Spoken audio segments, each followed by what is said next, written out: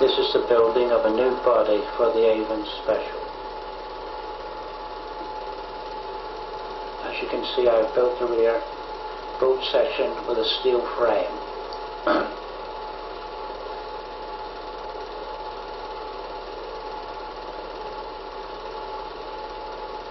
And I have let inward to the steel frame with nuts and bolts so that I can tack on the top of the body and the sides. Cooling power. I've got a lighting switch. You can control the light and a half cell on the generator.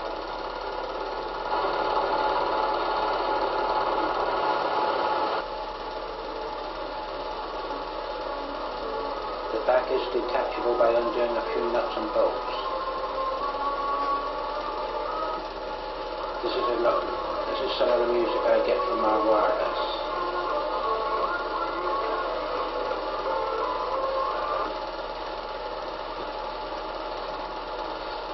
And I have put in the rear floor as a storage compartment.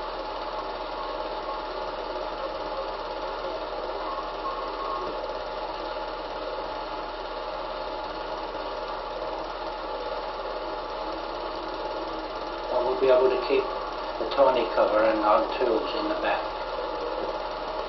I've now made a temporary dash panel just to see how it works out. The back is gradually getting completed. The floor has been cut and laid in, and clearance for the propeller shaft.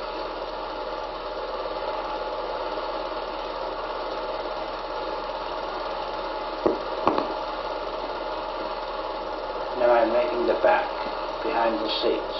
I've heated and bent a piece of iron, the U-shape style, to bolt the prop shaft tunneling now I've assembled, and it looks quite neat.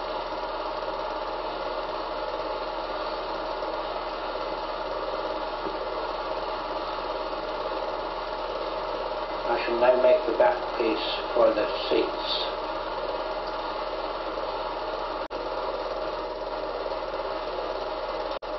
Now I have cut the two back sections, which will be upholstered and screwed to the back.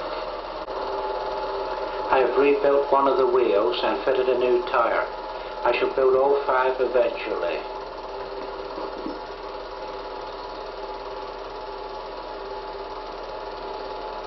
The engine was quite a task. I had to free up all the valves which were rusted up and stuck open. With penetrating oil I managed to free them.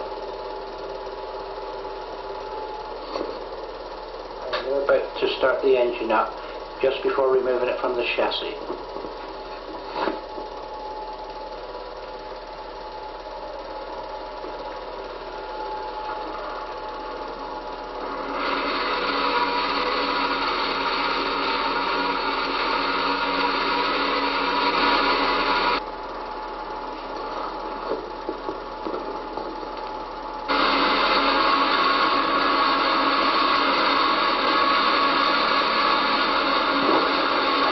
I've had to use 2 batteries, one for the ignition and one for the starter, and a can of petrol.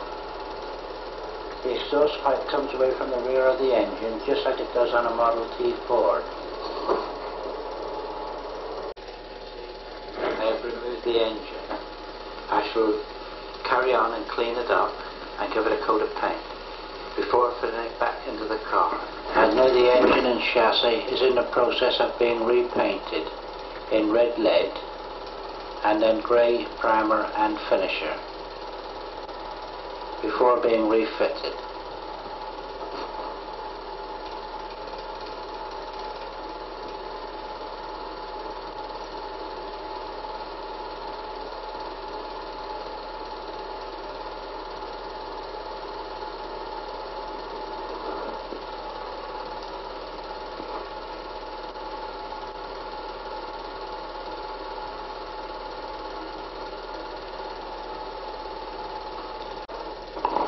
I have reconditioned the generator myself and recut the cone. I have fitted the coil to the engine to keep it warm.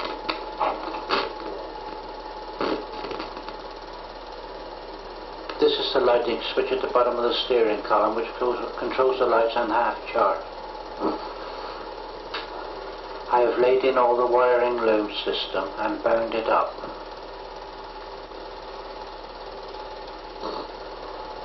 With new cables. New copper pipes have been made and laid in for the braking system.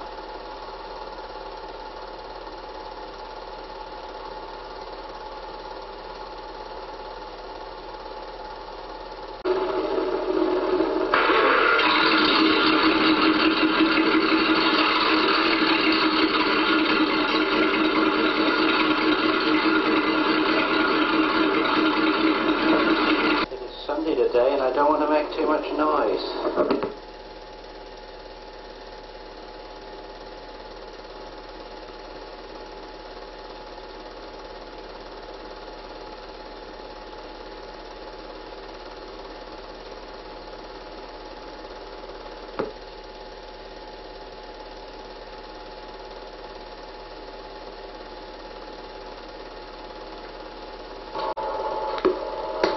This is a radiator belonging to the Standard Avon. It'll have to be overhauled and cleaned up.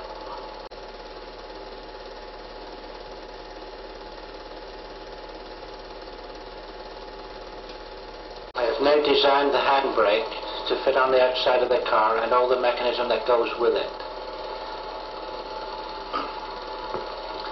It is all made out of half-inch steel plate and electric welded together, and a stainless steel shaft made, so that it won't rust up. I found the handbrake on a very old Austin on a car dump. Now it is assembled, and that's how it will work when it's mounted on the chassis of the car.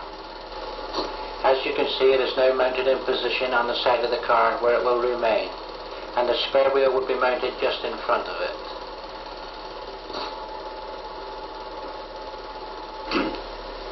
This is Michael, my son, doing some work on the car.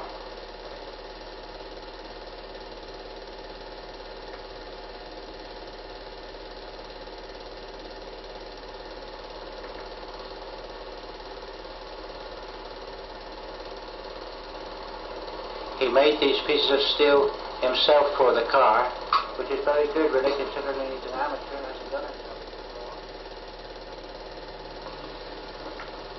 His job was the manager of a clothing shop in town, so he's getting on pretty well with this sort of work, really.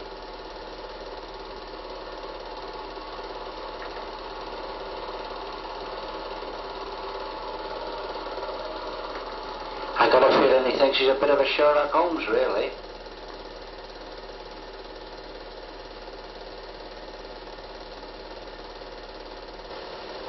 I am now shaping the steel sheets for the back.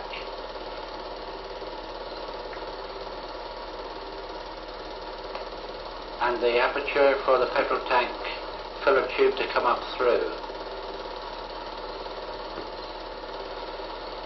And the aluminium sheet is now being cut, and it's a very difficult job too, as you can see.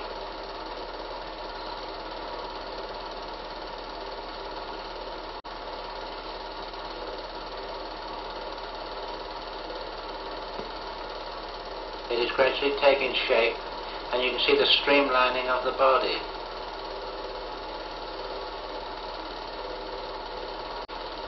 There's Michael again, building up the last wheel, number 5, for the spare.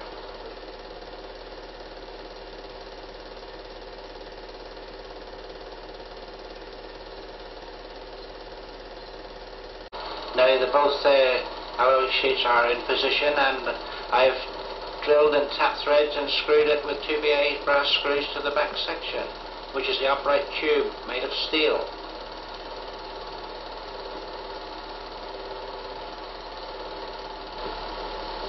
There's the hole for the petrol tank. The alloy sheet is gradually being shaped and laid into position. I've just completed it right along the side behind the handbrake. Now the top section is done, and the windscreen frame bolted into position to see where it's all going to take shape. It means fitting and measuring and removing and trimming before I can lay on another sheet, which is quite a complicated job really if you want to make it look nice. Now the door has been covered, and I've beat across the top of the door and alloy welded it into position and filed it into shape. Now the streamlining is looking quite good. I've started putting on the inch-wide alloy beading now. Now nearly all the alloy sheet is laid into position, and it's taking shape. I think it would have looked right if I had left it in aluminium really and polished it all.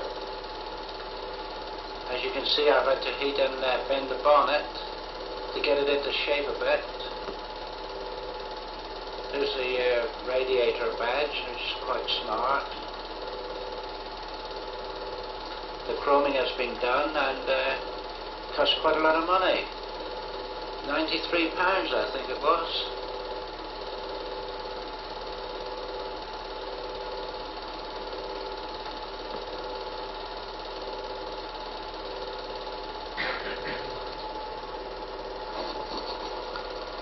The windscreen frame had to be completely overhauled and reshaped, and braced up and threads tapped and new 2BA screws fitted to make the thing look complete. Bronze spacers had to be made for the edges. Now I've made the section to fit the end of the bonnet, to hold it in position, which a rubber strip will be screwed into position in the end.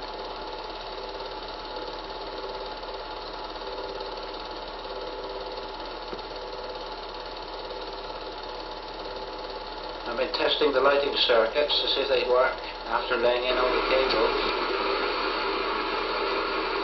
In Brooklands Racing Green this is, which is quite a pretty colour.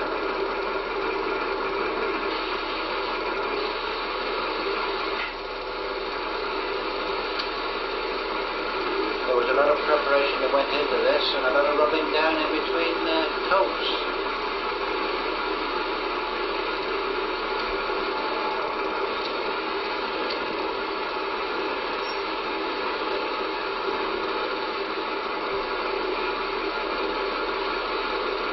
I'm not wearing a mask because it sort of interferes with the way I do my work. I know I'm breathing in a lot of fumes, but I don't mind putting up with that to get a good finish, as the mask seems again to get in the way of my eyes and the glasses. You can hear the compressor going away there, making a horrible noise.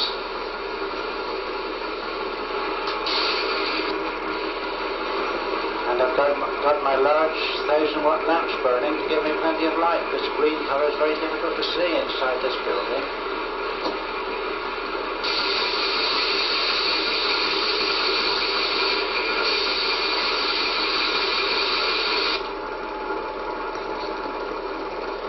I used a gallon of green cellulose on this body and just over 25 litres of thinners in all. I had to thin the cellulose down enough to get a good finish. I don't like this orange peel effect people get on their spraying these days. And now that the body has been sprayed, the wings are being fitted with chromium plated studs. Windscreen bolted on, and a temporary shape of the windscreen glass has been cut up. Headlamps have been fitted and connected up.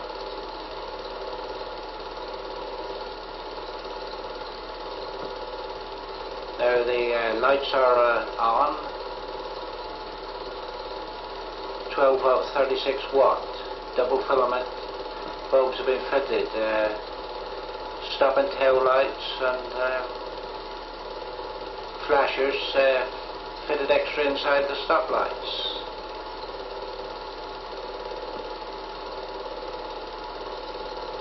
The bonnet now is to be prepared and sprayed green, the same as the rest of the body.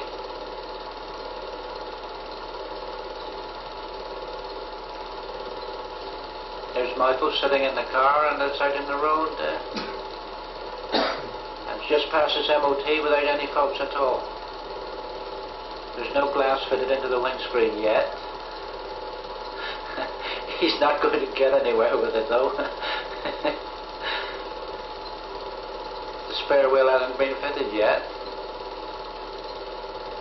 Just brought it back from the garage from its MOT.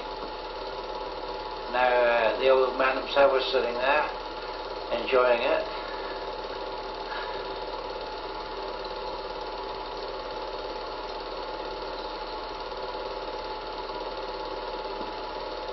Beautiful summer's day.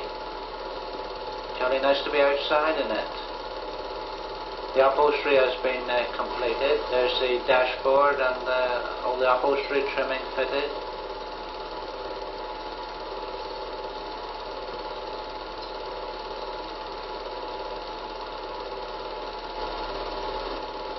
There I am, driving her down the road on test for the first time ever.